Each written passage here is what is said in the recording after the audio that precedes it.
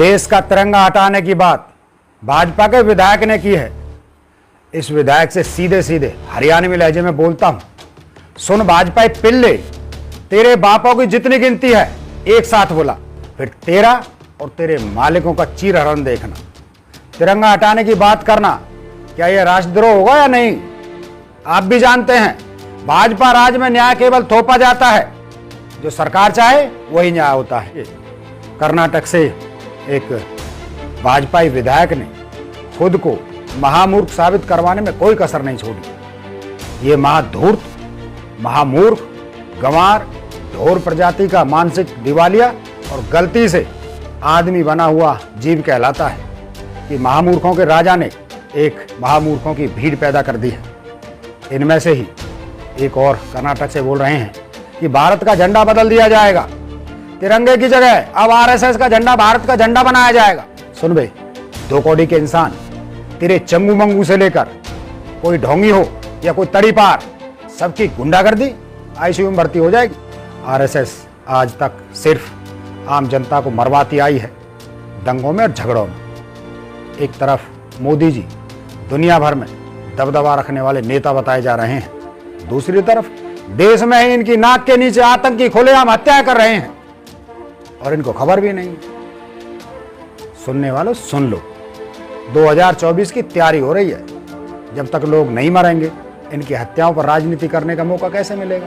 RSS और भाजपा उस antivirus बनाने वाली कंपनी की तरह है जो पहले वायरस बनाती है और फिर एंटीवायरस बनाकर उसका धंधा करती है। ये आरएसएस और भाजपा बलिदानी नहीं बल्कि आदमखोर प्राणी है। देश का तिरंगा हटाने की बात भाजपा के विधायक ने की है। इस विधायक से सीधे सीधे हरियाणवी लहजे में बोलता हूं, सुन भाजपा पिल्ले, तेरे बापों की जितनी गिनती है एक साथ बोला और कोशिश करके देख, फिर तेरा और तेरे मालिकों का चीर हरण देखना। अब बात करता हूं आपसे, मेरे साथियों से। भाइयों, तिरंगा हटाने की बात करना क्या यह राष्ट्रद्रोह होगा या नहीं? आप भी जानते हैं भाजपा राज में न्याय केवल थोपा जाता है, जो सरकार चाहे वही न्याय होता है। इसलिए तिरंगे के अपमान के खिलाफ हमें आवाज उठानी होगी।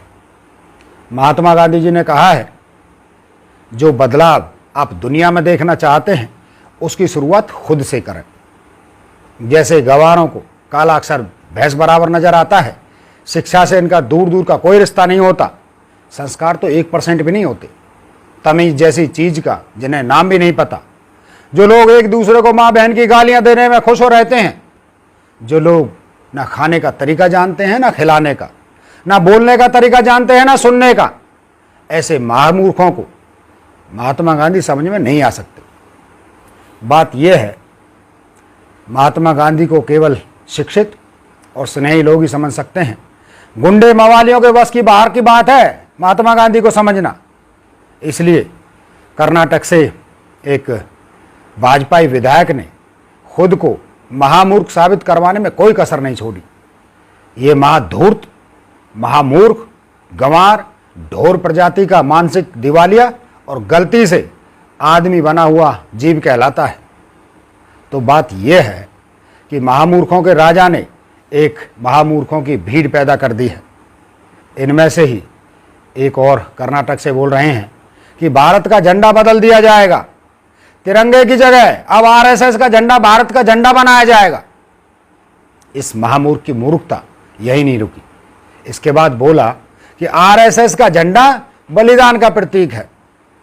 सुन बे, 2 कौड़ी के इंसान, तेरे चंगू मंगू से लेकर कोई ढोंगी हो या कोई तड़ी पार, सबकी गुंडागर्दी आईसीयू में भर्ती हो जाएगी। जिस दिन जनता का दिमाग घूम गया उस दिन ना झोला उठाने का वक्त मिलेगा ना 500 के नोट की फोटो खिंचवाने का। जिस दिन जनता का पारा चढ़ा उस दिन सारे भाजपाई अपनी औरतों के पल्लू में छुपते फिरेंगे। और मजे की बात यह है, इनकी औरतें ही इनके छुपे होने की जगह बताएंगी, क्योंकि आरएसएस और भाजपा में औरतों का जो शोषण होता है वो हर औरत जानती है। अब जो लोग आरएसएस का गंदा और कायरतापूर्ण इतिहास जानते हैं उनको तो यूँ लग रहा होगा कि इस नालायक को विधायक कैसे बना दिया। कर्नाटक के लोगों ने। ये 2 कौड़ी का आदमी देश के तिरंगे का अपमान करेगा और ऊपर से आरएसएस को बलिदानी कहेगा। इस तरह की 2 नीचताएं केवल आरएसएस का व्यक्ति कर सकता है।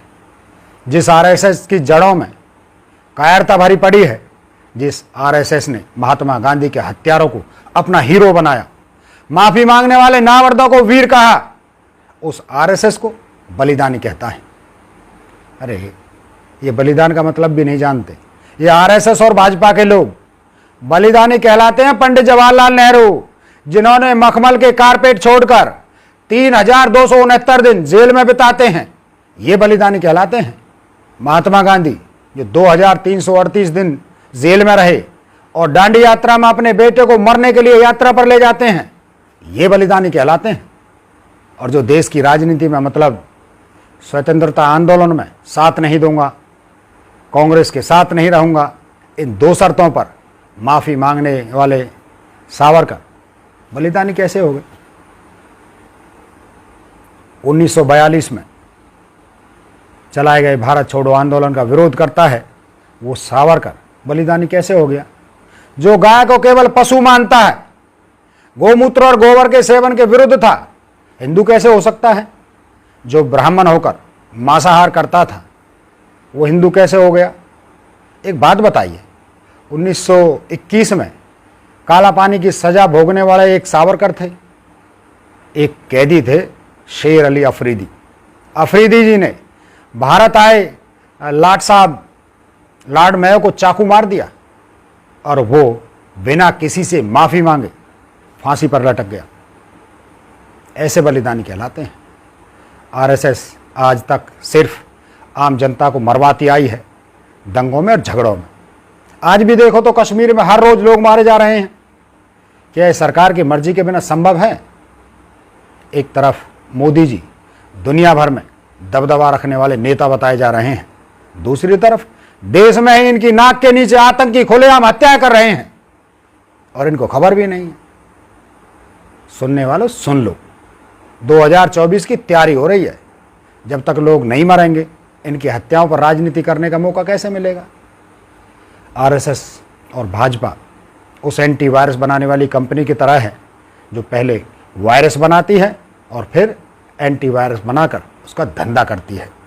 ये आरएसएस और भाजपा बलिदानी नहीं बल्कि आदमखोर प्राणी है। खैर, फिर से उस नामर्द व्यक्ति को चुनौती देता हूं, राकेश तंवर। जब तक राकेश तंवर जैसे कांग्रेस के कार्यकर्ताओं के रहते देश के भीतर न देश के बाहर हमारे तिरंगे को कोई छू भी नहीं सकेगा।